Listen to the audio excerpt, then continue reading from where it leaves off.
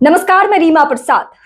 चुनाव की तारीखों का ऐलान बहुत जल्द हो सकता है। बिहार में काउंटडाउन शुरू है।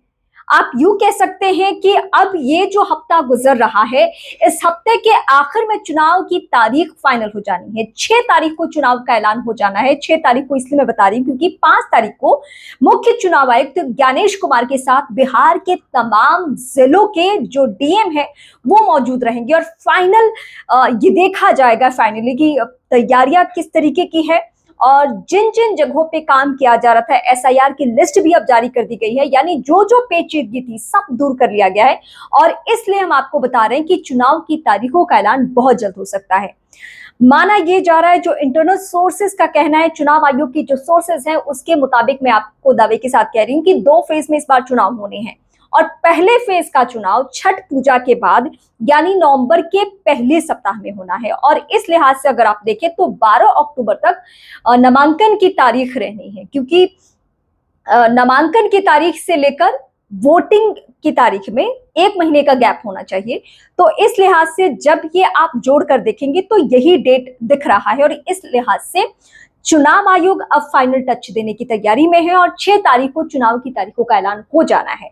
अब राजनीतिक पार्टियों की तैयारी किस तरीके से वो हर दिन मैं आपके सामने इस प्लेटफॉर्म के जरिए आकर बता रही हूँ, चाहे वो प्रशांत किशोर हो, एक के बाद एक खुलासा। मतलब चुनावी घमासान बिहार में है, चुनावी सरगर्मी है, चुनावी बिगुल फूक चुका है और बीजेपी वो तमाम कोशिशें कर रही है जिससे कि सत्ता में बीजेपी बरकरार रहे। जेडीयू खेमा की भी तैयारी कमोबेश यही है और आरजेडी के तेजस्वी यादव जी जान से लगे हुए हैं कि इस बार जो कुछ सीटों की वजह से पिछली दफा वो चूक गए थे वो चूक ना जाए। तो तमाम पार्टियों की स्थिति ये है, इसमें टिकट वितरण, किसको किसको उम्मीदवार बनाया जाना है, ये तमाम प्रक्रिया राजनीतिक पार्टियों को भी करनी है, उनके पास भी कम समय है। तो जैसे चुनाव आयोग सारे प्रोसेस को देख रहा है कि चुनाव कराने में, वोटिंग कराने में कहीं कोई परेशानी ना हो। कुछ बिहार के भी इलाके हैं जो संवेदनशील इलाके हैं, वहां पे कैसे चुनाव हो, कहाँ कहाँ पे बूथों पे कैसे तैनाती की जाए कि जो पुराना बिहार का इतिहास रहा है बूथ कैप्चरिंग और ये सारी घटनाओं का, वहां पे कुछ ना घपलेबाजी हो या कुछ दिक्कतें ना हो। और ये बिहार का जो चुनाव है वो ऐसे वक्त में होने जा रहा है जब मुख्य चुनाव आयुक्त ज्ञानेश कुमार के ऊपर इतने बड़े बड़े आरोप राहुल गांधी ने लगाए हैं। वोट चोरी के आरोप सीधे देश के प्रधानमंत्री पे राहुल गांधी ने लगाए हैं। ज्ञानेश कुमार को सवालों के घेरे में लिया गया है कि ये वोटरों के नाम काट दिए जाते हैं। हालांकि एसआईआर के तहत आज फाइनल लिस्ट भी आ गई है।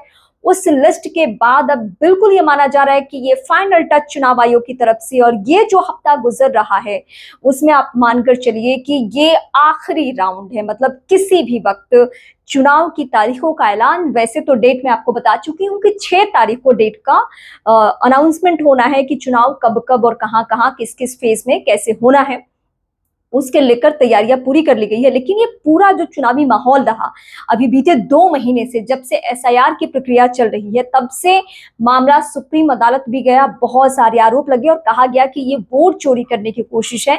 65 लाख वोटरों के नाम काटे गए, डॉक्यूमेंट्स को लेकर बहुत बवाल मचा कि ये सारे डॉक्यूमेंट्स नहीं लिए जा रहे हैं। उसमें फिर सुप्रीम कोर्ट ने ये ऑर्डर भी दिया कि आप आधार को भी मान्य रखिए, आधार हर हाल में मान्य होना चाहिए। तो ये चुनाव बहुत दिलचस्प है भी, और जो 2 महीना गुजरा है वो भी बहुत ज्यादा महत्वपूर्ण रहा है। अब आने वाले वक्त में चुनाव आयोग कैसे कदम उठाता है उस पे भी हम सभी की निगाहें, लेकिन 6 तारीख आप मान कर चलिए कि चुनाव की तारीखों का ऐलान 6 तारीख को ही होना है।